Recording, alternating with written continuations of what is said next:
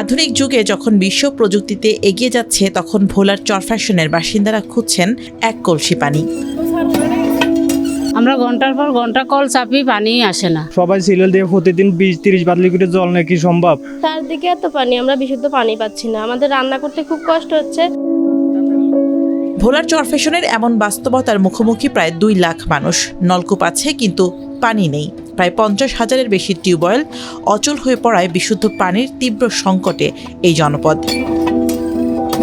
রান্না বান্না, খাওয়া দাওয়া, গোসল এই খুবই কষ্ট হইতেছে। কোনো পানি আসে না, পুকুর নালা সব শুকিয়ে গেছে। অত্র এলাকায় কোনো টিউবওয়েলেই পানি উঠছে না। আর অদূর দূরে একটা টিউবওয়েল আছে, ওখান থেকে পানি টেনে নিয়ে তারপরে ওনাদের কাজ করতে হচ্ছে। আমাদের 3 নং ওয়ার্ডের এইদিকে প্রায় প্রত্যেকটা কলই নষ্ট। অনেক কল আছে কিন্তু কোনো কলেই পানি উঠতেছে না। এখানে পানির শুকনো মৌসুমে খুব সমস্যা হয়। শুকনো মৌসুমে আমাদের টিউবওয়েলে পানি থাকে না, আমরা দূর থেকে পানি আনতে হয়। এতে করে আমাদের সবার অত্যন্ত কষ্টের ভিতরে আছি। সকালটা আর স্বাভাবিক নয়। শুরু হয় পানি খোঁজার সংগ্রামে।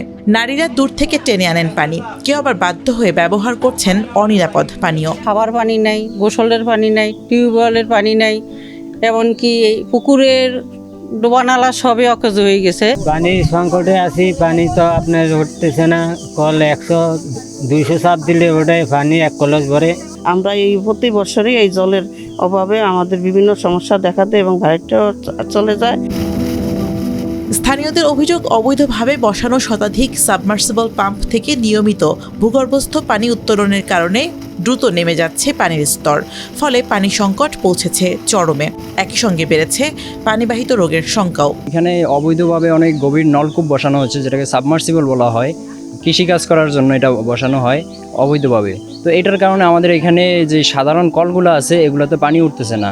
পানির স্তর নিচে নামার জন্য আসলে পানি উঠছে না, রোগীরা পানি পাচ্ছে না বা সাধারণ জনগণ পানি পাচ্ছে না। এর ফলে যে বিষয়টা হচ্ছে, মানুষ নদীর পানি বা পুকুরের পানি, যে গ্রামাঞ্চলে পানিগুলো বিশুদ্ধকরণ ট্যাবলেট বা বিশুদ্ধ করে না করেই পান করছে, যার ফলে একটা পানিবাহিত যেসব রোগগুলো হয় এগুলোতে আক্রান্ত হওয়ার সম্ভাবনা খুব বেড়ে যাচ্ছে। সাবমার্সিবল পাম্প মালিকদের সঙ্গে আলোচনার মাধ্যমে দ্রুত কার্যকর ব্যবস্থা নেওয়ার আশ্বাস উপজেলা নির্বাহী কর্মকর্তার। অবৈধভাবে সাবমার্সিবল পাম্প বসানোর কারণে পানির লেয়ার নিচে চলে যাচ্ছে এবং গভীর নলকূপের মাধ্যমে যারা পানি খাবার পানির কাজে ব্যবহার করেন তারা পানি পাচ্ছে না। তো আমরা এই কাজের সাথে সংশ্লিষ্ট আমাদের বিএডিসি কৃষি ডিপার্টমেন্ট বা আমাদের যে কৃষক আছে এবং উপকারভোগী যে গভীর নলকূপ থেকে পানি ব্যবহারকারী লোক আছে, সবার সাথে একই সাথে সরেজমিনে পরিদর্শন করে কি ব্যবস্থা নেওয়া যায় সেটা আমরা দেখছি। ভোলার চরফ্যাশনে গভীর নলকূপ রয়েছে প্রায় 1 লাখ। তবে শতাধিক সাবমার্সিবল পাম্পের কারণে বেশিরভাগ নলকূপেই মিলছে না পানি।